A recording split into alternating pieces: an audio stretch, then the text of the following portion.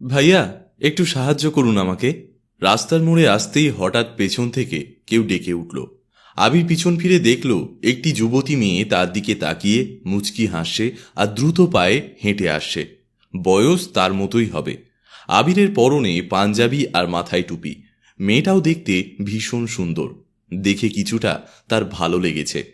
মেয়েটা কাছে এসে তাকে মুচকি হেসে বলল, আসসালামু আলাইকুম। আবির তীক্ষ্ণ চোখে তাকিয়ে বলল, ওয়ালাইকুম আসসালাম। আপনি কে? আমার নাম লামিয়া। আমার গ্রামের বাড়ি কুষ্টিয়া। আমি রাস্তা ভুল করে এই পথে চলে এসেছি। আপনি আমাকে একটু সাহায্য করবেন? আপনাকে কিভাবে সাহায্য করব এত রাতে? ভাইয়া, আপনার বাসা কোথায়? এই তো সামনেই। তাহলে যদি কিছু না মনে করেন, আমাকে আপনার সাথে নিয়ে যাবেন। আজকের রাতটা আমাকে থাকতে দিবেন। আবির বেশ অবাক হলো আর বলল, আপনি একটা যুবতী মেয়ে, এত রাতে আমার সাথে যেতে আপনার সমস্যা হবে না? না, আমার কোনো সমস্যা নেই। ঠিক আছে, যদি বিশ্বাস করেন তাহলে চলেন। লামিয়া বিস্মিত হয়ে বলল, আমি আপনাকে বিশ্বাস করি। চলেন আপনার বাসায়। আবির লামিয়া দুজনে বাসায় চলে আসলো। রাতে দুজনে কথা বলছিল।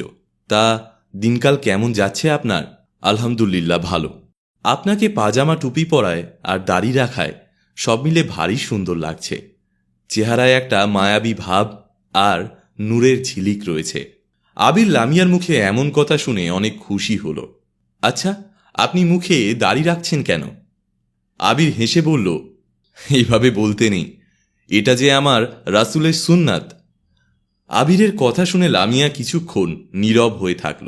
আর কিছু বলার নেই, কি যেন আনমনা হয়ে ভাবছে। এভাবে দুজন কথা বলতে বলতে সারা রাত কাটিয়ে দিল। পরের দিন সকালবেলা লামিয়া আবিরের কাছ থেকে বিদায় নিয়ে চলে গেল।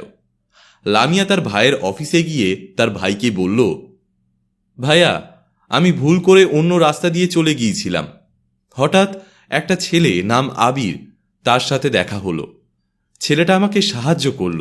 ছেলেটার বাসায় আমি সারা রাত ছিলাম, কিন্তু ছেলেটা আমাকে কোনো স্পর্শ করেনি, কোনো খারাপ নজর দেয়নি। গল্প করে কেটে গেছে সারা রাত।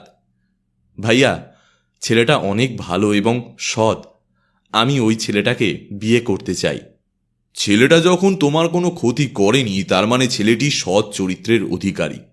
একটা ছেলে একটা মেয়েকে এভাবে কাছে পেয়েও কোনো ক্ষতি করেনি, নিশ্চয়ই সে সৎ চরিত্রের অধিকারী। আর তার সাথে আমার বোনকে বিয়ে দিতে কোনো সমস্যা নেই। আমরা ছেলেটা সম্পর্কে খোঁজ নিব। কিন্তু তুমি সারা রাত বাড়ি আসোনি, আমরা সারা রাত ঘুমাতে পারিনি। আমরা ভাবছিলাম তোমার অনেক বড় বিপদ হয়েছে।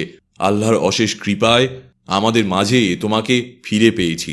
লামিয়ার ভাই খোঁজ নিতে গেল ছেলেটির এলাকায়। তাদের এলাকায় এক লোকের কাছে জিজ্ঞেস করল, আচ্ছা ভাই, আবির ছেলেটি কেমন, আমাকে তার সম্পর্কে কিছু বলতে পারেন?